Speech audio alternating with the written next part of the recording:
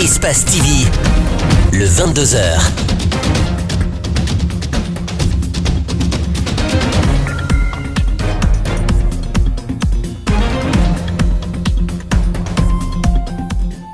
Au plaisir de vous informer, bonsoir et bienvenue dans ce journal. Au sommaire, les maires ont été installés dans les différentes communes à travers le pays il y a quelques semaines. Du travail, il en reste encore. Les conseils régionaux ainsi que les conseils de quartier ne sont toujours pas mis en place. Les caniveaux en voie d'être curés et fermés. L'opération lancée par le ministère des Travaux publics a débuté le week-end dernier à Conakry. La réjouissance se lit déjà chez les citoyens. En interactualité, l'opposant vénézuélien Juan Guaido appelle de nouveau à manifester partout dans le pays ce mardi 12 mars, au 5e jour de la gigantesque panne de courant qui paralyse le pays. Confrontés à de graves difficultés alimentaires, les habitants de Caracas sillonnent la ville à la recherche d'eau devenue une denrée rare.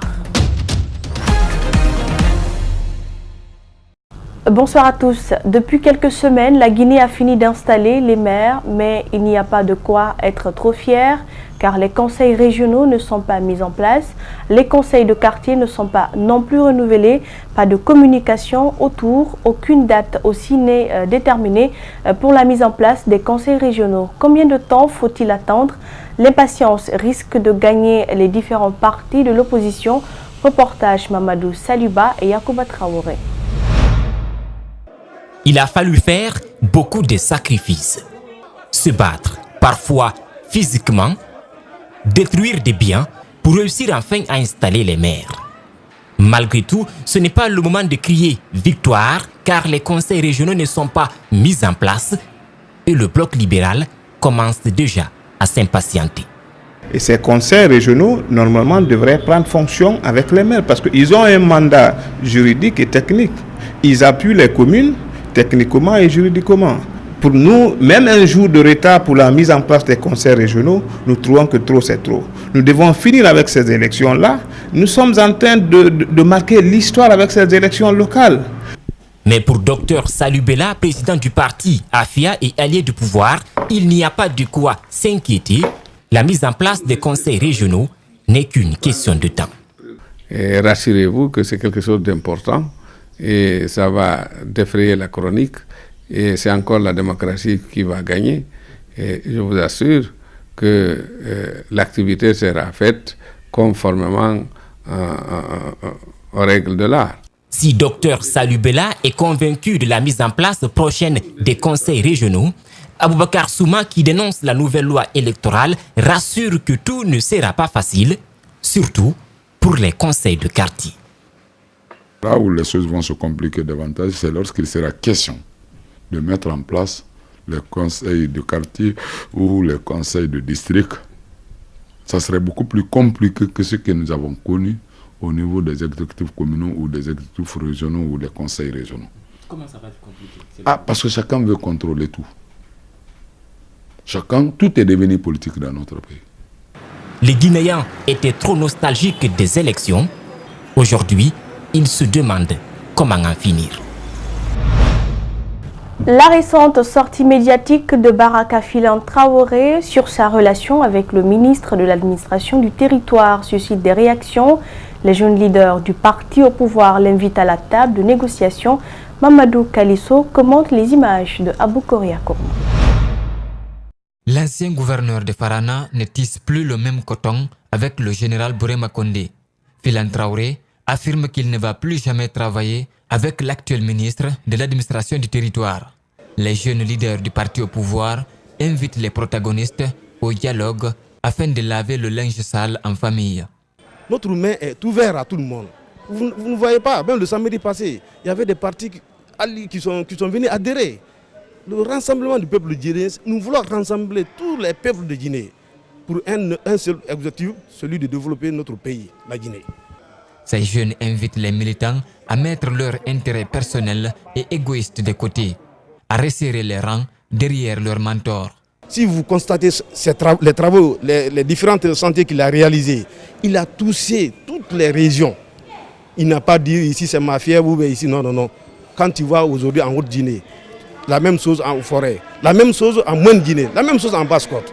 Donc c'est un président rassembleur, il est là pour toute la Guinée. Donc notre objectif, c'est de le soutenir. C'est de le soutenir, c'est de dire à nos amis, à nos collègues, à toute la jeunesse de Guinée de venir, de se donner la main. On n'a pas intérêt d'être divisé. On n'a pas intérêt de se retirer parce que je suis frustré. Le divorce entre Bourema Condé et Philan Traoré inquiète plus d'un au sein du RPG Arc-en-Ciel, même si officiellement le parti ne fait pas de commentaires. La disparition du camion contenant des faux médicaments suscite des commentaires dans la capitale. Arrêté depuis décembre 2018 par la brigade de répression Medicrime, ce camion avec 120 tonnes de médicaments illicites reste introuvable. Les ordres des pharmaciens et médecins guinéens ont haussé le ton et après cette réaction, le commandant de cette unité est mis aux arrêts. Retour sur ce feuilleton avec Abdourahmane Ba. Le 14 décembre 2018, la Guinée mettait en place une brigade de répression contre les trafiquants de produits médicaux portant atteinte à la santé publique. Le 28 décembre, le Medicrime présentait aux pharmaciens et à la presse son premier coup de filet, un camion contenant des médicaments illicites. Et comme par miracle, le camion a disparu avec son contenu. 3 mois après, l'unité est décriée par l'ordre et le syndicat des pharmaciens de Guinée. Ils sont aujourd'hui vent debout pour demander des comptes sur la disparition de ce camion.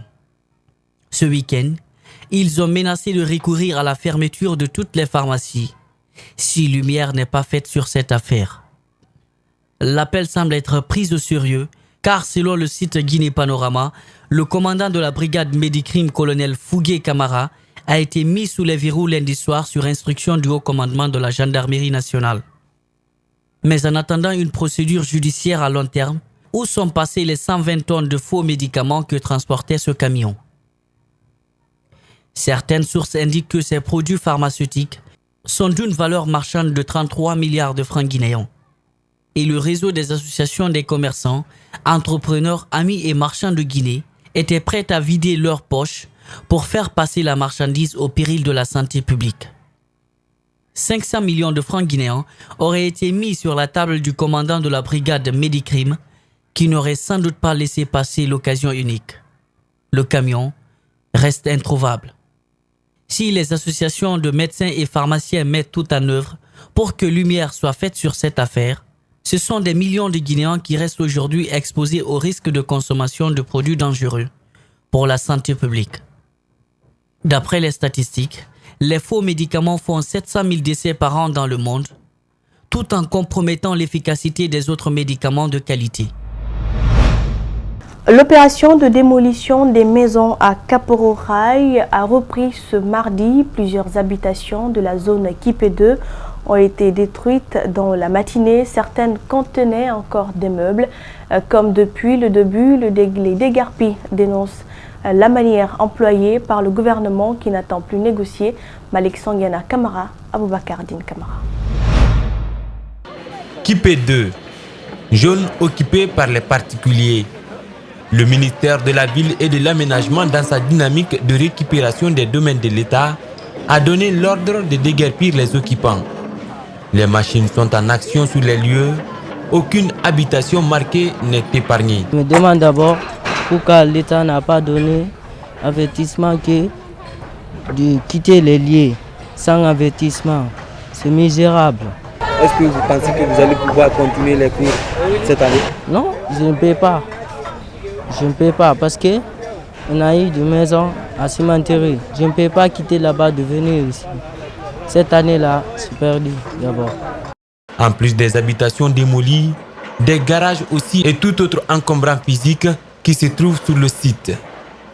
Les mécaniciens s'activent à déplacer leurs outils de travail, des engins à dépanner pour éviter des pertes.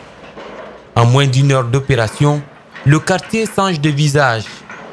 Les déguerpis cherchent à transporter les objets. Chacun cherche à faire quelque chose. C'est incroyable, c'est du jamais vu. Ça, c'est de la sauvagerie. Ils nous prennent comme si nous étions des étrangers sur cette terre. On ne peut pas croire ça. Ce matin, parce que de l'autre côté, on nous avait dit que oui, nous ne serons pas inquiétés puisque nous avons des titres fonciers.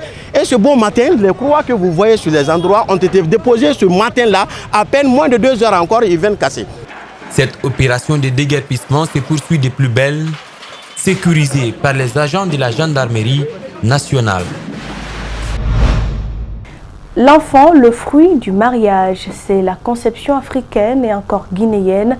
C'est souvent difficile dans certains foyers. Des couples ont du mal à concevoir, ce qui est à l'origine des problèmes. La femme en souffre le plus, puisqu'elle est pointée du doigt. Le rêve de devenir mère pousse de nombreuses femmes à recourir aux établissements de santé modernes et traditionnels. Ominatou Silibé et Djibril Kaba Kamara sont allés à la rencontre de quelques femmes qui ont accepté de parler. Suivez. Tout peut bien se passer dans un couple jusqu'au moment où l'homme et la femme se rendent compte qu'ils n'arrivent pas à avoir un enfant. En Afrique, il est particulièrement difficile pour la femme de vivre en paix dans son foyer si elle n'a pas d'enfant. C'est le cas de Mariam Keita, mariée depuis 3 ans. Vous savez, en Afrique ici, surtout dans notre tradition, c'est les femmes qu'on accuse.